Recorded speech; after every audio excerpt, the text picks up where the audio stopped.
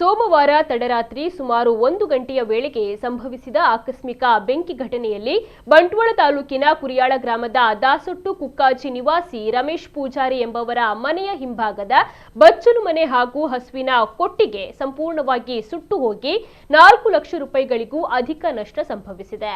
ಅದೃಷ್ಟವಶಾತ್ ಸ್ಥಳೀಯ ನಿವಾಸಿಗಳು ಸಮಯ ಪ್ರಜ್ಞೆ ಮೆರೆದು ಕೊಟ್ಟಿಗೆ ಒಳಗಿದ್ದ ದನಗಳನ್ನು ಸುರಕ್ಷಿತವಾಗಿ ಹೊರಗೆ ಕರೆತಂದಿದ್ದರಿಂದ ಯಾವುದೇ ಜಾನುವಾರುಗಳಿಗೆ ಅಪಾಯ ಸಂಭವಿಸಿಲ್ಲ.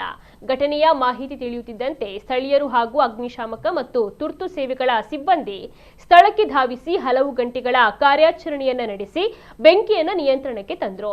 ಇದರಿಂದ ಬೆಂಕಿ ಮತ್ತಷ್ಟು ವ್ಯಾಪಿಸುವುದನ್ನು ತಡೆಯಲು ಸಾಧ್ಯವಾಯಿತು.